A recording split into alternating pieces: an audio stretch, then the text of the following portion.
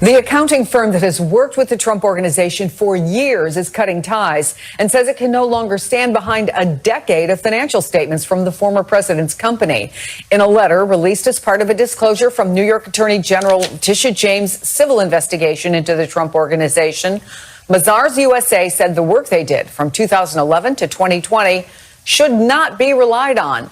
A spokesperson for the Trump organization released a statement that read in part, Mazars' work was performed in accordance with all applicable accounting standards and principles, and that such statements of financial condition do not contain any material discrepancies. This confirmation effectively renders the investigations by the DA and AG moot. Joining me now, NBC News investigations correspondent Tom Winter and former U.S. Attorney and NBC News legal analyst Joyce Vance. Tom, how big a deal, how unusual is this letter? Well, it's quite unusual, and experts that we've spoken with, people that have worked, used to head up SEC-type investigations, regulators, my colleague Gretchen Morgensen talking to several of them yesterday, and in talking with them, they said, look, this is highly unusual, and if the Trump organization was a public company, a Google, a GM, I'm just picking random companies out of the air, and somebody filed this, you'd be looking at stocks that were down 50, 60, 80% this morning, so it's significant in that it says, look, the information that, and this pertains directly to the former president's financial health and his financial picture, the information that's been represented over the last 10 years effectively, you can't rely upon that information. So let me just stop you for a second, because I think a question a lot of people have had and that has been raised repeatedly about the Trump organization and Donald Trump himself is whether or not his net worth, the value of his company was real. Is that what this kind of applies to? Right. So these are the statements of the financial conditions of Donald J. Trump. It's not even just the Trump organization, it's the former president himself. So one of the things that might happen is the president may say, look, I want to open up a new golf course, or I want to buy this building, or I want to renovate this property.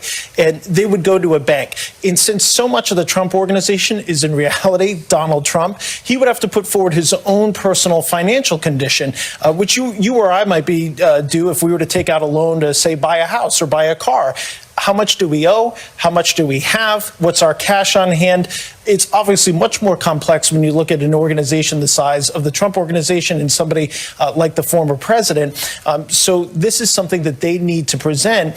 That is what gets us kind of to our second point here, which is that for the Trump organization and the former president personally going forward, they're going to need a new accountant, and they're going to have to go through the books and come up with their own financial assessment. So that could be potentially an issue for the former president. The other issue potentially here is that the companies or the institutions or the individuals that hold the loans involving the Trump organization and the former president, there might be covenants in those loans that could say, look, if you say that we can't rely upon the financial information and we find out something different, we can call those loans. They might be able to change the terms of those loans, including increasing the interest rate. So time will tell how that all bears out, all that plays out.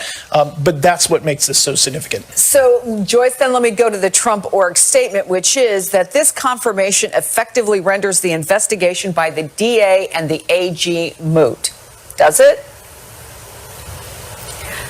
It absolutely doesn't, Chris. And one of the intriguing issues here is how did New York's Attorney General come into possession of this letter, which was sent from Trump's accountant to the Trump organization? She's not CC'd on the letter. You know, your accounting firm doesn't typically send business correspondence to the Attorney General in your state. So there's a suggestion here that Mazars is engaged with the New York Attorney General.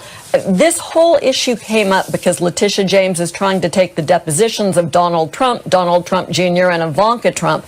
And she's being forced to justify her decision to take those depositions by the Trump folks in the course of that litigation. So this document has come out now, details of other transactions that are highly questionable and that may be sharp business practices or that may be fraud come out.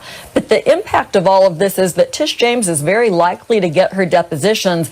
And she, of course, has jurisdiction under New York's Martin Act to protect New York from sharp business practices. She has the authority to curtail businesses' ability to operate.